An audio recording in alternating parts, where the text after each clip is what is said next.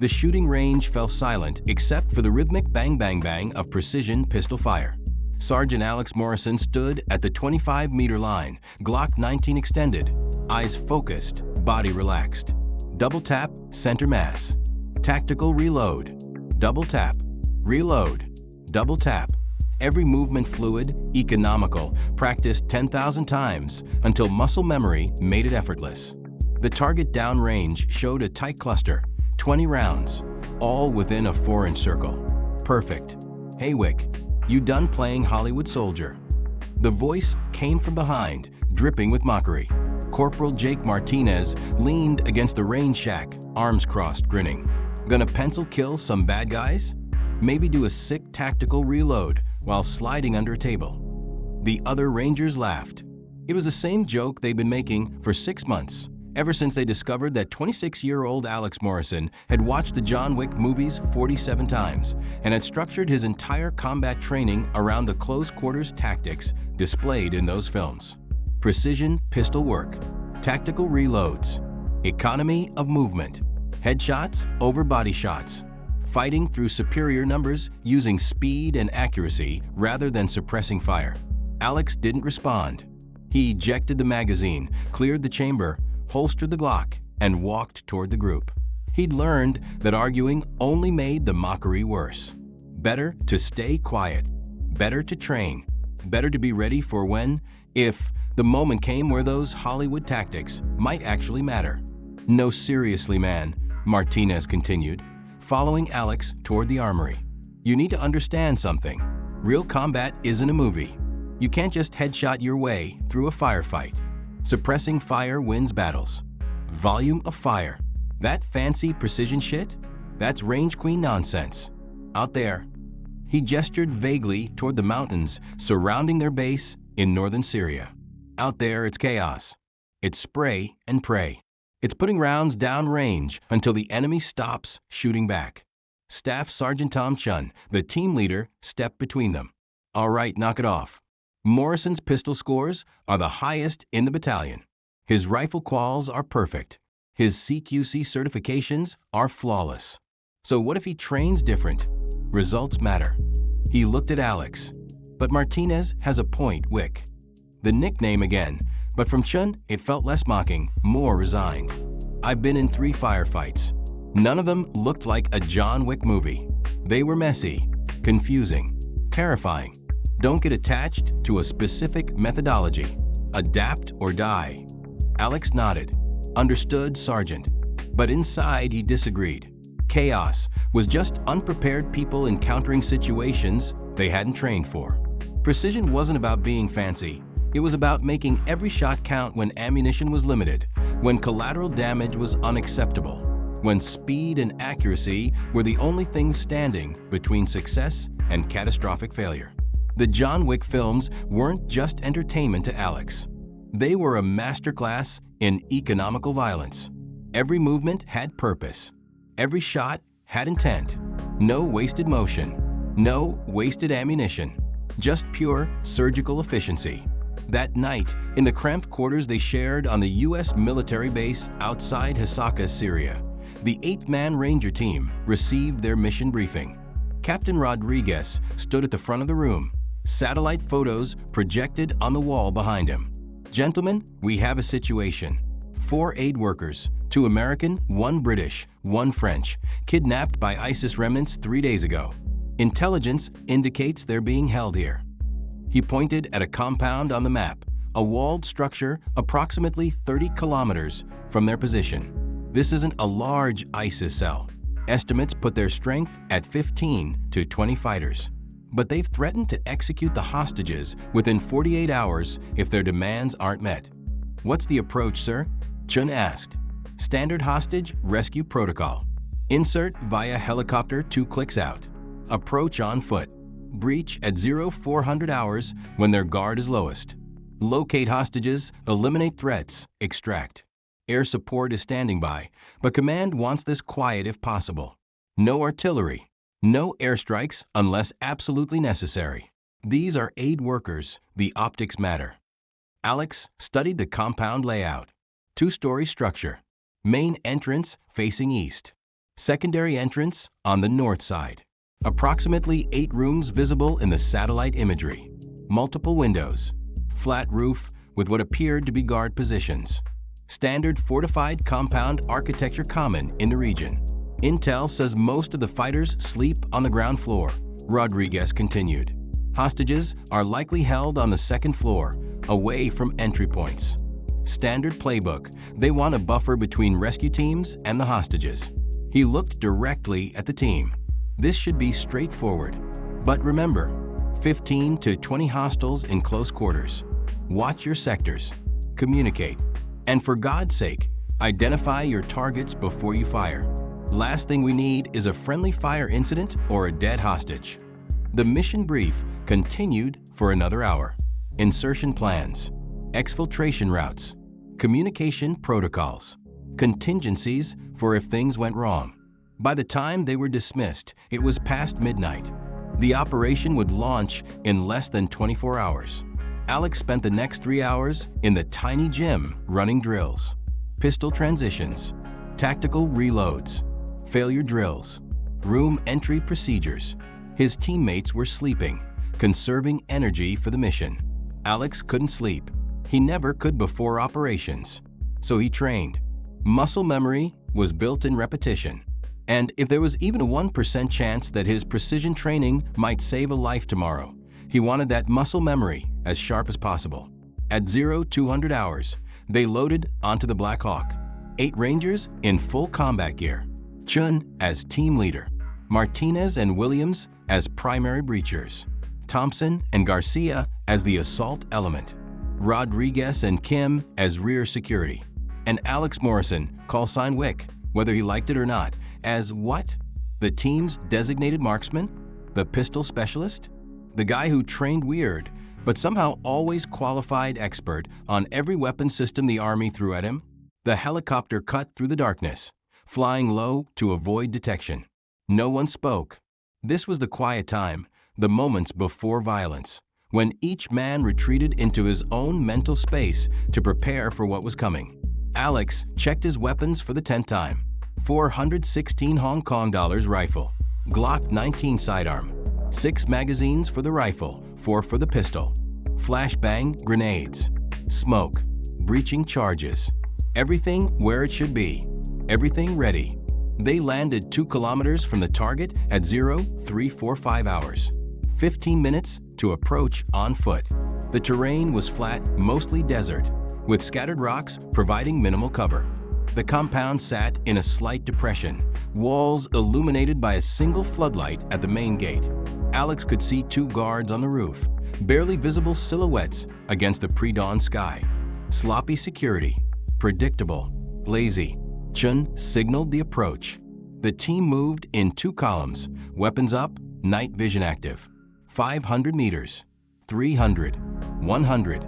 The compound was silent except for the generator powering that single floodlight. No movement except the 2 roof guards, who appeared to be smoking, rifles slung casually over their shoulders. Amateur hour. At 50 meters, Chun raised his fist. Stop. The team went prone, weapons oriented on the compound. Chun keyed his radio. Command Ranger 16. In position. Preparing to breach. Roger 16. You are cleared hot. Execute at your discretion. Chun looked at Martinez and Williams. The 2 breachers moved forward low and fast, reaching the main gate. Shaped charges were placed. The team stacked up, Chun first, then Thompson, Garcia, Rodriguez, Kim. Alex brought up the rear, as always. The new guy, the Hollywood soldier, the one they trusted least in the chaos of close-quarters combat. Martinez held up 3 fingers. 2, 1. The explosion was massive in the pre-dawn silence. The gate disintegrated, wood and metal flying inward. Flashbangs followed immediately, the blinding detonations designed to disorient anyone inside. Chun rushed through the breach, weapon up, scanning. Clear left. Thompson followed. Clear right. The team flooded in, a practiced ballet of violence, each man covering his sector, moving with purpose toward the main building. And that's when everything went catastrophically wrong. The explosion that should have caught the enemy sleeping instead triggered a prepared defense. Gunfire erupted from every window, not the panic spray of surprise fighters, but the controlled bursts of an organized ambush. The 15 to 20 fighters intelligence had estimated turned out to be closer to 50. The compound wasn't a simple holding facility. It was a fortified defensive position, and the Rangers had just walked into a kill zone. Contact front, contact left, contact right. Chun was screaming into the radio, the team diving for cover behind a low concrete wall in the compound's courtyard. Bullets tore through the air, impacting concrete, kicking up sand, the distinctive crack of AK-47 fire mixing with the deeper boom of a heavy machine gun that had just opened up from a roof.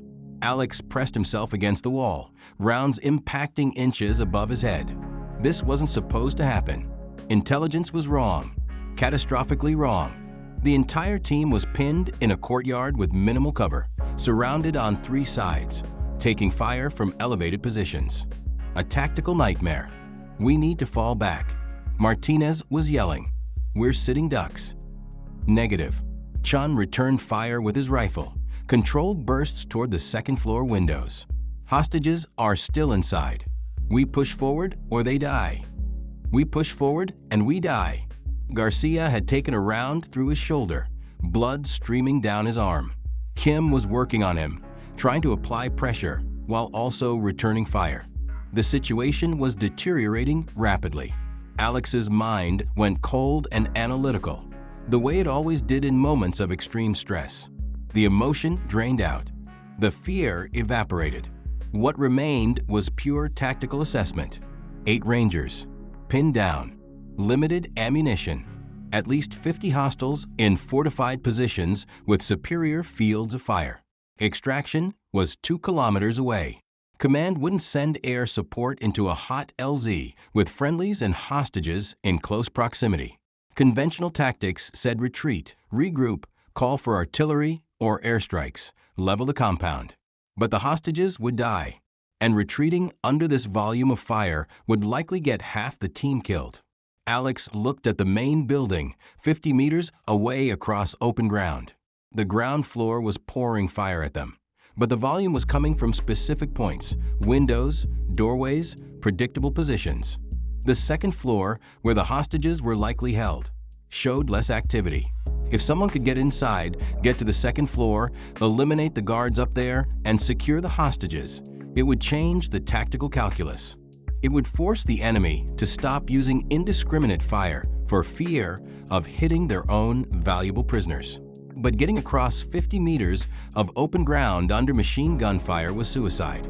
Unless, Sergeant Chun, Alex had to scream to be heard over the gunfire. "I can get inside." Chun looked at him like he was insane. "Negative. That's suicide, Morrison. I'm the fastest runner on the team. I can make it. Once I'm inside, they can't use that machine gun without risking the building structure. I secure the hostages. You guys push forward." "That's not how this works," Martinez yelled. "We need suppressing fire. We need support. We need." Alex didn't wait for permission. He'd already made the decision. Staying here meant everyone died. Moving meant at least a chance. He yanked a smoke grenade from his vest, pulled the pin, and threw it toward the building. Then another, and another. White smoke billowed across the courtyard, obscuring vision. "Morrison, stand down." Chun was screaming, but Alex was already moving. He exploded from cover, sprinting through the smoke, 416 Hong Kong dollars up and ready. 20 meters. 30. Gunfire tracked him. He could hear rounds snapping past, feel the displacement of air. 40 meters. A round hit his plate carrier. The impact like a sledgehammer to the chest, but the ceramic plate held. 45 meters. The smoke was thinning. He could see the doorway ahead, a dark rectangle in the pre-dawn gloom. A fighter appeared in the doorway, raising an AK-47. Alex didn't slow down. 2 rounds, center mass. The fighter dropped. Alex hurdled the body, entering the building at full sprint, momentum carrying him into a hallway. 2 more fighters to his left, turning, surprised. Alex transitioned to his Glock, faster to maneuver in tight spaces, and fired. Double tap, left target. Shift. Double tap, right target. Both dropped. 4 rounds. 2 kills. Tactical reload while moving forward. The muscle memory from 10,000 repetitions made it automatic. Magazine out. Magazine in. Rack slide. Ready. The hallway opened into a large room, looked like a common area. 6 fighters inside, scrambling for weapons. They'd been focused on the courtyard battle, didn't expect someone inside. Alex evaluated threats in microseconds. 2 had rifles up. Priority targets. Double tap first. Double tap second. Both dropped. The other 4 were drawing pistols, turning. Alex kept moving, never staying still, making himself a harder target. Double tap third. Double tap fourth. 5th fighter got a round off, missed high. Alex didn't. 6th fighter tried to run. Didn't make it 3 steps. 12 enemies down. 30 seconds inside the building. Alex's breath was controlled. His heart rate elevated but manageable. This was exactly what he trained for. Not the chaos Martinez talked about. Not spray and pray. Precision. Economy. Every shot deliberate. Every movement purposeful. Stairs leading up. Alex moved toward them, stepping over bodies, Glock up. Footsteps above, someone running. Alex reached the stairway just as 2 fighters appeared at the top, looking down. They had the high ground advantage. Didn't matter. Alex fired while moving up the stairs. Headshot first target. Second target returned fire. Rounds impacting the wall beside Alex's head, close enough to feel the heat. Alex didn't flinch. Breathed. Aimed. Fired. Headshot. Both dropped. 2nd floor, hallway. 4 doors, all closed. Behind him, he could hear the courtyard battle continuing. Less intense now, the enemy fighters repositioning, probably trying to figure out what happened to all their guys on the ground floor. Alex had maybe 2 minutes before they organized and came looking for him. First door. Alex tried the handle, locked. He stepped back, fired 2 rounds into the lock mechanism, kicked the door open. Empty room. 2nd door. Same procedure. Empty. 3rd door. Locked. 2 rounds. Kick. This one had 3 fighters inside, and they were ready. Gunfire erupted the moment the door opened. Alex dove left, rounds passing through the space he'd just occupied. He hit the ground rolling, came up firing. 1 fighter went down. 2 still shooting. Alex took cover behind an overturned table, heard rounds impacting the wood. He could visualize their positions from their muzzle flashes. Right corner. Left corner. Both stationary. Mistake. Alex stood, fired 3 rounds at the right corner target while simultaneously moving left. Right target dropped. Left target tracked him, fired, missed. Alex didn't. Headshot. Room clear. 4th door. This had to be it. Alex could hear voices inside, scared, speaking in English. The hostages. He tried the handle. Unlocked. He pushed it open slowly, weapon ready. 4 hostages, bound and sitting against the far wall. 2 guards standing over them with AK-47s. The moment Alex appeared, 1 guard grabbed a hostage, the woman, mid-30s, terrified, and put a knife to her throat. The universal language of "I'll kill her." Alex's Glock never wavered.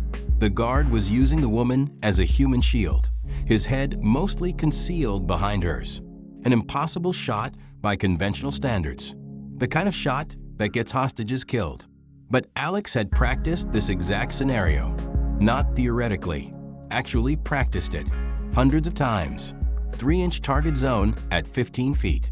Precision headshot with minimal margin for error. The guard's right eye was visible, just barely, past the hostage's left ear. A sliver of target. Alex didn't hesitate. He'd trained for this moment. He breathed. He aimed. He fired. The guard's head snapped back, the knife clattering from his hand. The woman screamed. The 2nd guard tried to raise his rifle. Alex had already shifted aim. Double tap center mass. Guard 2 dropped. The woman was still screaming. Alex moved to her, holstering his Glock, pulling out a knife to cut the zip ties binding her wrists. "You're safe. U.S. Army. We're getting you out." There's more of them. She was hyperventilating, barely coherent. I know. Stay here. I'll handle it. Alex moved back to the hallway. Behind him, the 4 hostages were freeing each other. Below him, the building was coming alive. Footsteps, shouting in Arabic. The enemy, realizing someone was inside, reorganizing. Alex counted in his head. 14 enemies killed on his entry and assault to the 2nd floor. The compound had 50 total. That left approximately 36 still functional. And now they knew where he was. Footsteps pounding up the stairs. Multiple hostiles. Alex took position at the end of the hallway, Glock ready. They came in a rush, 5 fighters, bunched up, untrained, panicked. Fatal mistakes. Alex fired methodically. Headshot, headshot, headshot. Tactical reload. Headshot, headshot. All 5 dropped in the stairwell, creating a barrier of bodies. But more were coming. Alex could hear them, and his ammunition was finite. He'd expended 2 pistol magazines. 2 remaining. Maybe 30 rounds total. Against 30-plus enemies. The math was bad. Alex keyed his radio. Chun Morrison. 2nd floor secure. 4 hostages alive. But I've got approximately 30 hostiles converging on my position. I need support now. Chen's voice came back strained. We're pushing. Give us 2 minutes. 2 minutes was an eternity. Alex grabbed an AK-47 from one of the dead fighters, checked the magazine. 28 rounds. Better than nothing. He took position in the hostage room doorway, covering the hallway and stairs. The hostages pressed against the far wall, silent now, watching him with wide eyes. When the shooting starts, Alex said calmly, not taking his eyes off the hallway, stay down. Don't move until I say. They came in waves. Not all at once. That would have been easier. Instead, they probed. 3 fighters at the top of the stairs. Alex dropped them with the AK. Controlled bursts. Headshots when possible. For more coming through a side door Alex hadn't noticed. He transitioned to his Glock. Closer range. More precise. Double tap. Double tap. Both dropped. The AK was empty. He threw it aside, drew his Glock. 1 magazine left after this. More fighters. They were learning, taking cover, not rushing blindly. Alex could see them at the far end of the hallway, using door frames for concealment, popping out to fire quick bursts, suppressing fire, keeping him pinned. And behind that, more were moving up. Alex evaluated. He was in a static defensive position. Bad. In CQC, movement equals life. Staying still means getting flanked, surrounded, killed. But moving meant leaving the hostages exposed. Then he heard it. Gunfire from below. Different pattern. American weapons. M4S, not AKs. Chun and the team had made it inside. The hostiles in the hallway heard it too, their attention divided. Mistake. Alex moved. Fast. Aggressive. Down the hallway toward the enemy positions. They weren't expecting aggression. They expected him to defend the hostages. He used their surprise. First fighter exposed. Headshot. Second fighter turning. Headshot. Third fighter fired wild. Alex didn't. Headshot. Fourth fighter started to retreat. Didn't make it. Headshot. The hallway was a charnel house now. Bodies everywhere. Blood on the walls. Shell casings carpeting the floor. Alex's Glock locked open. Empty. Last magazine. He reloaded, racked the slide, kept moving. More fighters below, retreating from Chen's assault, running up the stairs directly into Alex's line of fire. He positioned himself at the top of the stairway and started firing. Controlled. Precise. 1 round per target. Headshots. They couldn't advance. Couldn't retreat. Chen's team was below, cutting off escape. Alex was above, a precision killing machine, eliminating anyone who tried to climb. In those 8 minutes inside the compound, Alex Morrison killed 47 enemy fighters. 47 headshots. Not because he was trying to show off. Not because he was emulating a movie. But because headshots were the most efficient way to neutralize threats when ammunition was limited and precision was paramount. Every round mattered. Every shot had to count. When Chun and the team finally reached the second floor, they found Alex standing in the hallway, Glock held low, surrounded by bodies. His hands weren't shaking. His breathing was controlled. He looked at Chun and said simply, "Hostages secured. Building clear." The extraction was almost anticlimactic. The remaining enemy fighters, maybe 4 or 5 who'd fled when the tide turned, disappeared into the desert. Air support came in, establishing a perimeter. Medics treated Garcia's shoulder wound. The 4 hostages, terrified but unharmed, were loaded onto the helicopter. Martinez walked through the compound afterward, counting. 47 confirmed enemy kills attributed to Morrison, 14 on the ground floor, 21 on the second floor and stairways, 12 more during the final hallway defense, 47 enemies, approximately 80 rounds fired, nearly 60% headshot ratio. "Jesus Christ," Martinez whispered, staring at the scene. "Wick wasn't a joke. He's the real deal." On the helicopter ride back, no one spoke. Alex sat in the corner, cleaning his Glock, the methodical ritual helping him decompress.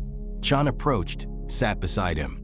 "Morrison," Chun said quietly, "I owe you an apology. We all do. I thought," he paused, choosing words carefully, "I thought your training was impractical. Hollywood nonsense. I was wrong." Alex looked up.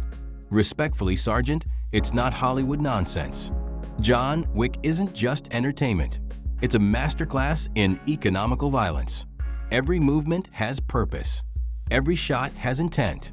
That's not fantasy. That's how precision combat actually works when you train for it properly." Chun nodded slowly. 8 minutes, 47 kills, 4 hostages saved, 0 friendly casualties. "Morrison, that's not just impressive. That's," he struggled for the right word, "that's legendary." Martinez came over, stuck out his hand. "I was wrong, Wick. Dead wrong. You saved our asses today. All of us. If you hadn't gone in solo, we'd all be dead, and those hostages would be executed by now." Alex shook his hand. "I did what I was trained to do." "Yeah, but you were trained different. Better." Martinez grinned. "And hey, the call sign stays. But now it's not a joke. It's respect. You earned it." The Medal of Valor came 3 months later. The citation read, "For extraordinary heroism in combat operations.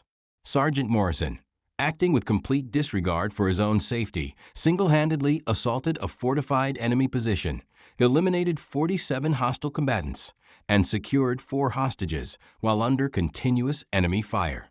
His actions directly saved the lives of his entire team and the hostages they were assigned to rescue." At the ceremony, Captain Rodriguez presented the medal and told Alex, "You proved that sometimes unconventional training produces exceptional results. The Army needs more soldiers who think differently, who train obsessively, who refuse to accept that there's only one way to fight." Today, Alex Wick Morrison is 31 years old. He's a master sergeant now, running CQC training courses at Fort Benning. His classes are the most requested in the special operations community. Why? Because he doesn't teach conventional tactics.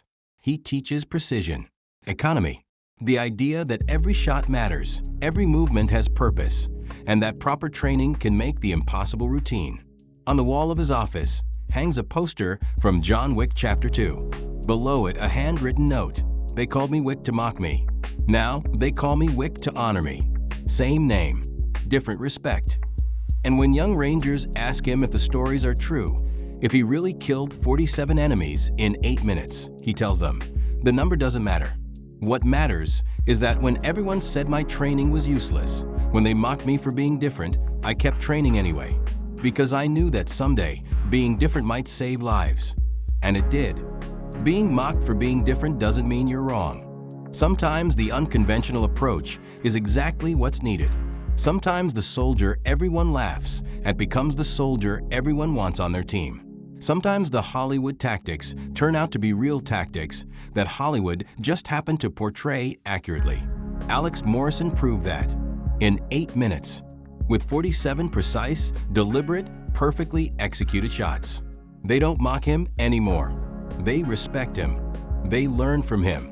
And they call him Wick, not as an insult, but as a badge of honor. Because in the end, results matter more than methods. And Alex's results spoke for themselves. 47 enemies, 8 minutes, 4 hostages saved, 0 friendly casualties, perfect precision under impossible pressure. The real John Wick, duration, 8 minutes solo combat, enemies killed, 47, all by Morrison, ammunition expended, 80 rounds, headshot ratio, 60% plus, hostages rescued, 4 out of 4, friendly casualties, 0 Kia, 1 wounded Garcia. Result, complete mission success. Award, Medal of Valor. Lesson, unconventional training plus dedication equals extraordinary results. They called him Wick to mock him. Now, they call him Wick to honor him.